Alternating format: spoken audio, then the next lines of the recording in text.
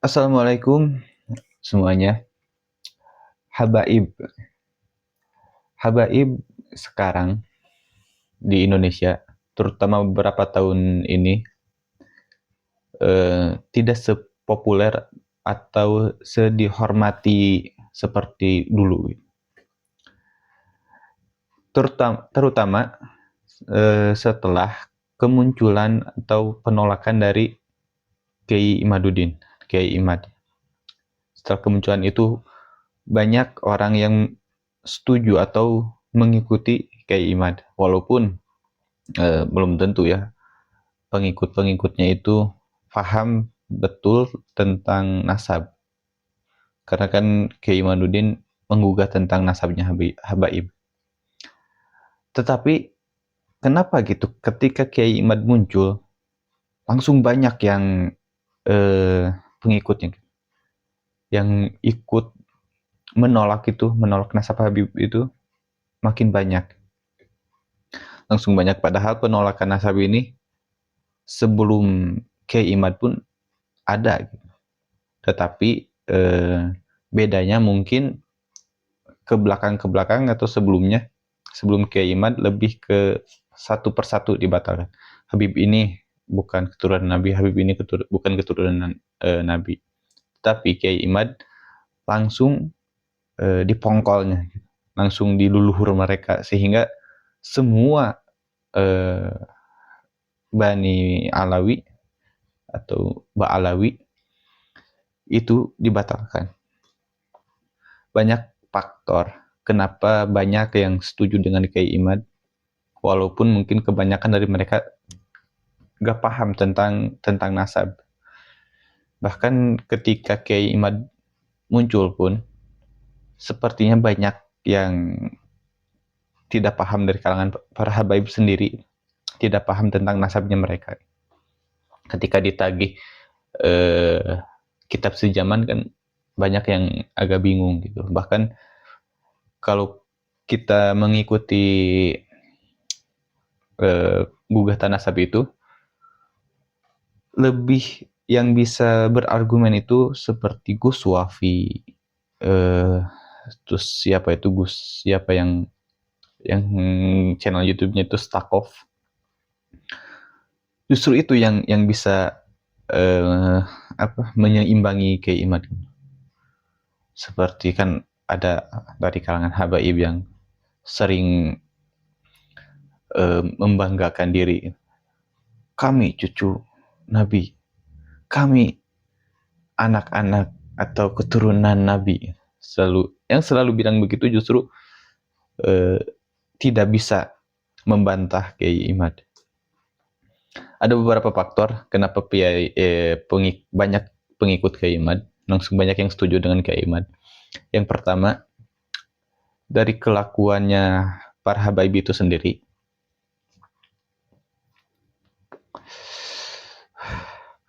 Contoh, terlalu banyak oknum dari kalangan para habaib yang memanfaatkan nasabnya mereka. Karena kan banyak dari kita yang cinta kepada Nabi, masyarakat Indonesia yang cinta kepada Nabi, sehingga ketika ada keturunannya itu seperti ya gimana ya, langsung menghormati itu berlebihan gitu. Karena mereka selalu membawa nama Nabi. Jadi kalau ada permintaan atau apa itu kayak yang gak enak gitu nolaknya. Nah, karena itu banyak yang memanfaatkan untuk kepentingan pribadi. Contoh, salah satunya adalah kita sering mendengar ada Habib jadi yang meminta uang ke pesantren-pesantren, ke kiai-kiai, bukan hanya minta uang, tetapi termasuk minta perempuan. Kita banyak mendengar cerita-cerita itu, walaupun ya mungkin dari kita banyak yang tidak mendengar atau menyaksikan langsung, tetapi karena banyaknya informasi ini dari sana dari sini, Kiai ini bilang gini, Kiai ini bilang gini, Ustadz ini bilang gitu, sama gitu, pernah mengalami hal yang sama. dengan seperti itu, setidaknya ada kekesalan di orang-orang yang merasa dirugikan oleh oknum-oknum Habib ini. Dan oknum-oknum ini terlalu banyak dari kalangan mereka. Bahkan kita sering mendengar ada kiai yang takut ketika kedatangan para habaib. Ketika ada Habib ini datang, kiainya langsung ngumpat, bilang aja gak ada ya. Karena ya sering, bukan sekali dua kali. Itu kan memanfaatkan nama mereka, bukan nama, nasab mereka yang katanya tersambung kepada Nabi. Nah, karena mereka membawa nama Nabi, membawa nasabnya tersambung dengan Nabi, kita ini keturunan Nabi, sehingga ya para kiai, para ustadz yang terutama yang ustadz atau kiai yang di kampung itu segan, mau nolak itu segan, gak bisa nolak, sehingga ya caranya adalah menghindar dari mereka. Banyaknya dari mereka, dari kalangan para habaib ini, terutama yang sering muncul, sering diundang ke panggung-panggung ceramah gitu, yang membangga-banggakan nasab mereka gitu. Jadi seakan-akan mereka itu lebih tinggi derajatnya dari orang-orang biasa. Iya, dengan statement atau ucapan-ucapan, kami anak cucu Nabi. Ya, tanpa diucapkan itu pun, orang lain yang mempercayai Habib itu keturunan Nabi, mereka tahu gitu kalau dia itu Habib gitu. Tanpa diucapkan itu pun. Ucapan-ucapan seperti ini yang menjadikan seakan-akan kita itu atau orang yang bukan Habib itu lebih rendah gitu. Dan statement seperti itu diikuti oleh Habib-Habib muda yang juga mendapatkan panggung. Banyak diikuti oleh Habib muda yang mereka punya kesempatan untuk naik panggung, ceramah di panggung, melakukan hal yang sama. Ya mungkin kalian tahu, salah satunya saya sebut saja Habib Bahar. Habib Bahar itu sangat sering dalam ceramah-ceramahnya mengatakan, kami anak cucu Nabi, kami para habaib anak cucu Nabi, seperti ini, seperti ini, seperti ini. Ya kalau kalian cucu Nabi, terus kenapa? Terus kenapa? Gak berarti dijamin masuk surga juga kan? Sama-sama ada potensi untuk masuk nerakanya kan? Nah itu faktor ucapan-ucapan seperti itu, menurut saya salah satu faktor kenapa banyak orang yang mengikuti keiman. Karena pasti ada ketidaknyamanan ketika mendengar kata-kata itu. Seakan-akan membeda-bedakan. Lalu faktor selanjutnya, banyak dari kalangan mereka yang membangga-banggakan leluhur mereka. Leluhur mereka, Habib ini punya karomah ini, Habib ini seperti ini, Habib ini seperti ini. Rata-rata yang diambil contohnya itu selalu dari Ba'alawi, dari leluhur mereka.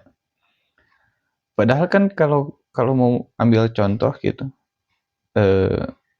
ulama yang lain juga banyak yang lebih soleh daripada mereka, yang lebih berilmu daripada mereka, banyak. Tapi ketika di panggung gitu, mereka itu selalu mengambil contoh leluhur-leluhur mereka, yang ya menurut saya itu juga gak perlu. Karena kalau kakek mereka atau kakek kita soleh, bukan berarti kita juga menjadi soleh kan. Kakek kita berilmu, bukan berarti kita juga berilmu. Ya kita pasti melihat kelakuan kalian, apa yang kalian lakukan, apa yang kalian ucapkan, kami menilai dari itu. bukan menilai dari kakek kalian. Karena kalau mau ambil contoh, misalkan kenapa leluhur kabar kakek atau leluhur buyut-buyut mereka gitu. Kenapa gak langsung aja nabi gitu? Ambillah nabi ini begini, akhlaknya begini. Karena mereka mengambil contoh leluhur mereka dan contohnya itu kebanyakan bukan amal atau bukan ilmu, tetapi kesaktian karomah-karomah seperti itu. Ya kita tahu lah contoh siapa itu Habib siapa ya, Abdul Aziz bin Jindan gitu kalau gak salah, yang mengatakan ada Habib leluhur mereka Habaib mengambil rantai emas dari langit, menurunkan rantai emas dari langit, dan dia bercerita itu kalau saya lebih condong untuk mendongeng ya, menyebutnya mendongeng itu seakan-akan karomah itu bisa dimunculkan semau kita. Semau kita memunculkan karomah ini, ya itu langsung muncul. Kan konteksnya itu dia bercerita ada dua Habib sedang mengadu karomah.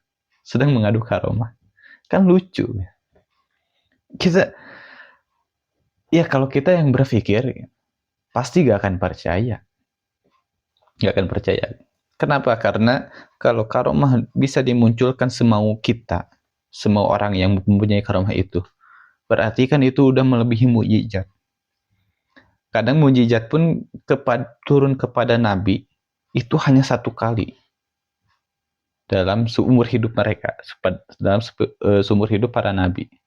Karena itu cuma satu kali. Dan bukan kemauannya para Nabi. Para Nabi jelas diperintah oleh Allah.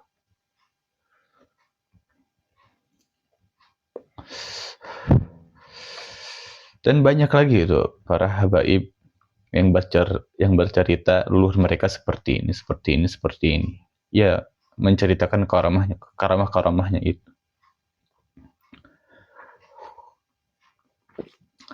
Dan ya, mereka gak sadar apa ya disebutnya. Ada orang-orang yang fanatik lah kepada mereka, yang pasti percaya apapun yang dikatakan oleh mereka. Mereka gak menyadari itu. Dan walaupun itu memang terjadi, walaupun itu memang terjadi, itu gak perlu diceritakan kepada orang awam. Itu harus kepada orang-orang yang sama-sama mengerti. Jadi kan saya punya teman, dia itu terobsesi mempunyai karomah. Gara-gara banyak mendengar ceramah-ceramah seperti ini. Dia sampai puasa, saya mau mengamalkan ini agar bisa ini, seperti apa yang dikatakan ulama ini. Ada teman, saya punya teman. Dan orang yang seperti itu memang sulit untuk diingatkan. Saya sudah coba mengingatkan teman saya itu, memang sulit. Dia memang sudah percaya.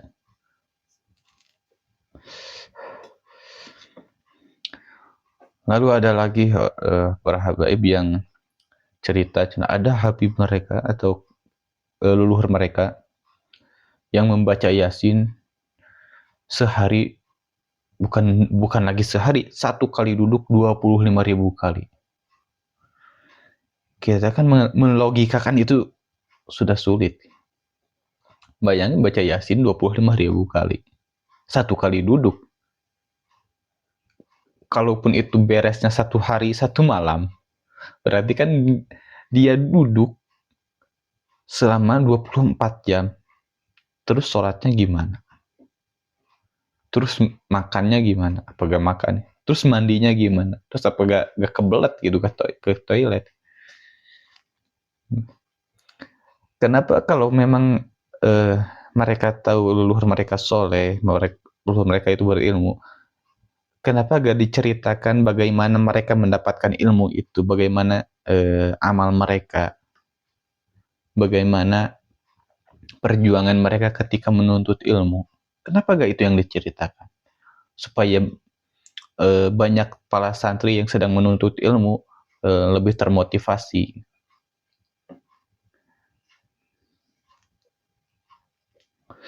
Daripada menceritakan karamah-karamah seperti itu. Sehingga kan kalau itu diceritakan kepada orang awam ada dua kemungkinan. Yang pertama mereka percaya begitu aja, udah percaya begitu aja terus disebar sama si orang ini, disebar. Yang kedua, ada orang yang menggunakan logika mereka sehingga tidak percaya kepada omongan tersebut, bahkan akan ya gak dilihat lagi itu Habib, yang orang yang bercerita itu.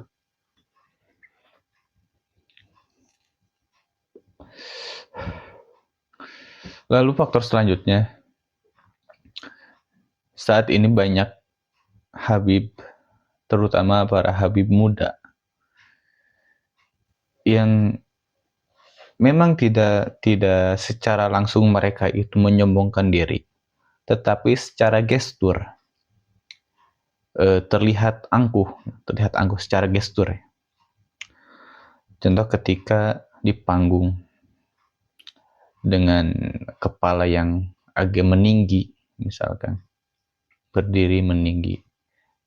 Padahal kan kita tahu gitu, kalau guru-guru kita, ustadz-ustadz kita, kiai-kiai kita itu, kalau di panggung itu lebih menunduk justru. Dan ini terjadi kepada para Habib muda. Dari jalan, misalkan dari berjalannya, terus dikawal-kawal gitu, pakai orang-orang yang tegap-tegap gitu.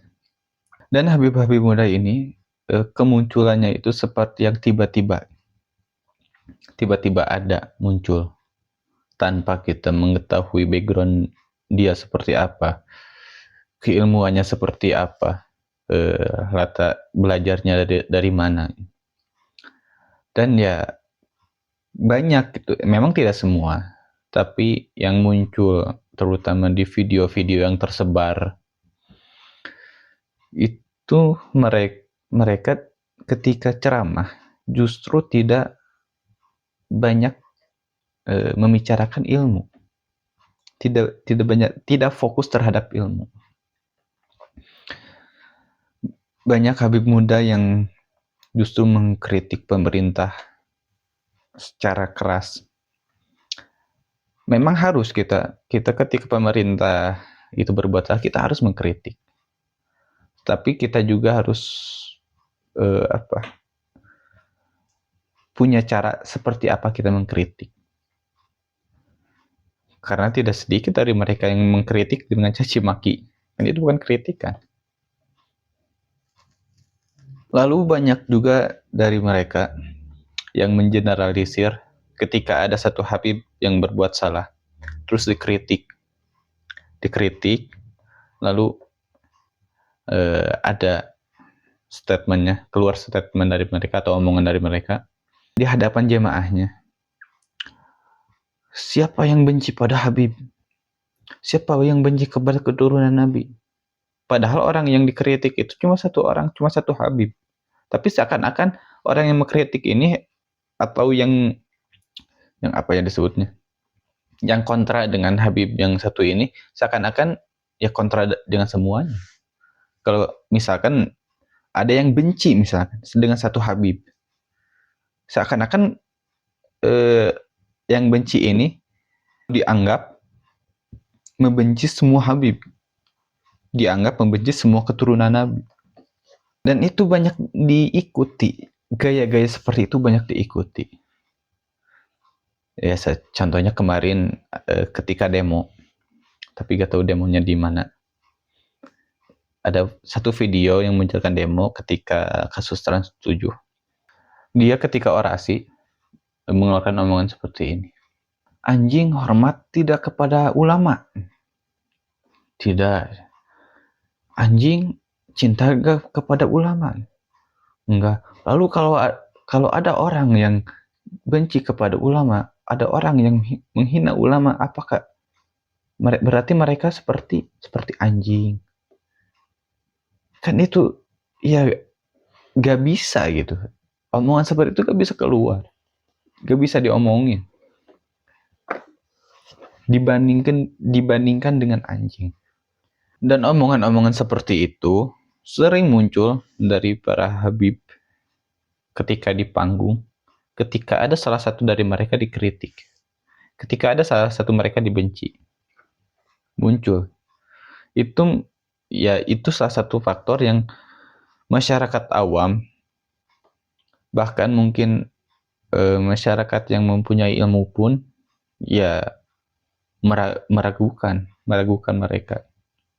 Lalu ada juga di kalangan mereka itu biasanya kalau ada habib yang melakukan kesalahan, apalagi habib itu dari orang-orang, dari habib-habib yang sepemikiran dengan mereka, yang sekelompok dengan mereka, itu tidak dikritik sekeras mereka mengkritik orang lain. Bahkan kadang-kadang tidak dikritik sekalipun. Tidak ditegur sekali. Mungkin ditegur iya secara pribadi, tapi kan ketika mereka mengkritik orang dengan keras di panggung-panggung, kenapa sih ada dari kalangan mereka yang melakukan kesalahan tidak dikritik juga di panggung-panggung? Itu kan terjadi standar ganda. Ya memang hal-hal seperti ini tidak hanya terjadi kepada para habaib, para kiai, para gus juga, para ustadz kita ada gitu. Ada para kiai, para ustadz juga ada yang melakukan seperti itu. Tetapi ya pengaruhnya tidak sebesar ketika itu dilakukan oleh para habaib. Ya mereka ketika membawa nabi, apalagi ya jelas gitu, dengan statement-statement seperti kita atau kami anak cucu nabi, kami keturunan nabi, kami keturunan Ali bin Abi Thalib. Iya, ketika keluar statement itu berarti kan tanggung jawabnya lebih besar. Seharusnya mereka, iya, ketika mengeluarkan itu kan harusnya sadar gitu. Sadar nama-nama yang dibawa itu orang-orang mulia semua. Orang-orang yang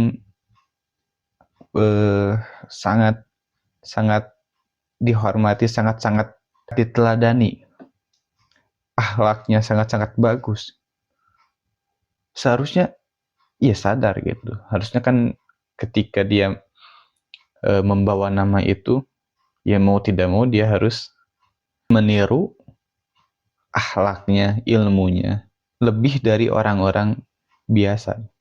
Nah, orang-orang yang yang tidak setuju dengan kelakuan mereka ini, apalagi yang sudah pernah dirugikan oleh oknum-oknum mereka ini,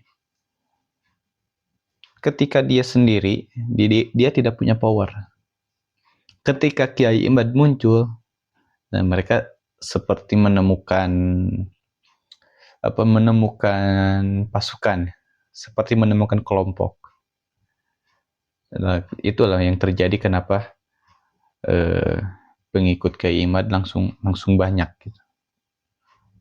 Penolakan terhadap mereka itu semakin langsung besar. Bahkan banyak itu ketika Kiai Imad muncul, mereka itu banyak dari para habib ini, ya mereka mungkin secara ilmu tidak bisa membantah, yang akhirnya menyerang personal. Ya memang ada para habaib yang menyerang secara ilmu juga, seperti misalkan contoh Habib Hanif, itu kan berargumen juga secara keilmuan, secara ilmu yang mereka miliki, secara ilmu nasabnya seperti apa. Bahkan mungkin dari kalangan habaib yang terlihat gitu, yang terlihat benar-benar serius untuk menanggapi Kiai Imad itu ya Habib Hanif gitu, yang memang mencari data, mencari kitab-kitab ya pembuktian yang mengisbat nasab Habaib ini. Yang lainnya kan kebanyakan menyerang personal. Ya, jadi intinya semua ini, atau kenapa langsung banyak itu pengikut ke Kiai Imad ini, langsung banyak yang menolak para habaib ini, banyak yang membenci para habaib pada saat ini, ya dari kelakuan mereka juga, dampak dari kelakuan atau apa yang dilakukan oleh mereka juga. Memang tidak semua, banyak juga habaib yang lurus gitu, yang memang mengajarkan ilmu, yang mencontohkan Nabi seperti apa, yang mengajarkan kita untuk meneladani Nabi. Masih banyak itu para habaib yang seperti itu. Tapi kan para habaib yang seperti ini mereka cenderung dingin apa ya? Tidak seaktif mereka yang kelakuannya seperti itu, para oknum tapi ya banyak juga. Ya disebut oknum tapi oknumnya banyak kayak polisi lah. Gimana kita mau bilang oknum tapi terlalu banyak, jadinya banyak yang menganggap polisi itu tidak baik, padahal kan polisi yang baik juga banyak. Seperti itulah para habaib saat ini. Dan banyak juga dari habaib ini yang mungkin niatnya mau membela atau memuji guru-guru mereka, leluhur mereka gitu. Tapi kan jadinya fitnah pada mereka. Seperti contohnya Habib Umar bin Hafiz. Banyak dari kalangan mereka, mungkin para santrinya atau para pengikut dari Habib Umar, yang mengatakan Habib Umar ini bermimpi Rasulullah, bermimpi Nabi seperti ini. Padahal statement itu tidak pernah dikeluarkan oleh Habib Umar. Habib Umar karamahnya seperti ini. Padahal Habib Umar sendiri tidak mengeluarkan omongan seperti itu. Tidak mengungkapkan saya punya karamah seperti ini, saya punya karamah seperti ini. Tidak. Tapi kan akhirnya apa? Yang diserang itu ya, yang dibully itu atau yang dihina itu kan Habib Umarnya itu sendiri. Bukan mereka yang ngomong. Bukan mereka yang membicarakan seperti itu. Yang jadi dampaknya kan Habib Umar sendiri, yang tidak tahu menahu, bahkan tidak mengeluarkan omongan seperti itu. Ya mungkin Robitoh Alawiyah selaku pencatat nasab mereka, nasab para habaib, mungkin bisa mengeluarkan semacam aturan atau himbauan, tidak melekatkan gelar Habib atau gelar Said kepada mereka, turunan mereka yang memang belum mempunyai ilmu yang cukup. Mungkin bisa panggilan-panggilan itu disematkan hanya kepada mereka yang berilmu, hanya kepada mereka yang beramal soleh gitu, orang-orang yang soleh dari kalangan mereka. Ya karena banyak gitu habib muda yang mungkin setelah merasa mendapatkan gelar, sehingga kelakuan mereka itu ya banyak yang merasa lebih unggul. Ya memang mereka masih muda, tapi kan harusnya yang tua menyadari hal tersebut.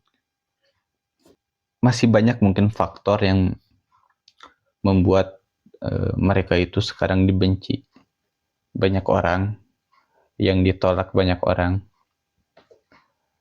Ada juga yang memang yang ya dasarnya iri, yang dasarnya memang benci gitu. Ada juga mungkin. Tapi ini semua apa yang saya katakan adalah pendapat saya pribadi, berdasar dari apa yang saya lihat, bahkan saya mengalami dirugikan oleh oknum Habib. berdasarkan itu semua. Sekali lagi ini subjektivitas saya, pandangan saya pribadi. Jadi mungkin kalian bisa berbeda pandangan, kalian bisa berbeda pendapat, yaitu kan kita boleh ya berpendapat kita masing-masing. Dan ini semua terjadi bukan hanya kepada para habaib, tapi kepada para kiai, para ustadz juga terjadi. Itu ada orang seperti itu. Ya, dan kemunculannya Kiai Imad ini ada juga dari kalangan para habaib yang memang menjadi apa disebutnya itu introspeksi diri mereka. Ada dari kalangan para habib yang berpikir seperti itu, yang meninjau kembali dan mereka merasa, oh mungkin kita itu memang bukan keturunan nabi. Ada juga yang merasa seperti itu. Ya, dan rata-rata orang-orang yang atau para habaib yang merasa seperti itu adalah para habaib yang memang berdakwah tanpa membawa embel-embel nasab mereka. Memang mereka berdakwah dengan ilmu mereka, dengan akhlak mereka. Tapi kan ya gara-gara kelakuan banyaknya oknum dari mereka ini, akhirnya para habaib-habaib yang memang lurus juga ikut terdampak. Ya mungkin itu saja untuk video kali ini. Mungkin kalian punya pendapat lain, punya pendapat atau faktor-faktor lain, bisa dituliskan di kolom komentar. Jangan lupa like dan subscribe. Sampai jumpa di video selanjutnya. Assalamualaikum warahmatullahi wabarakatuh.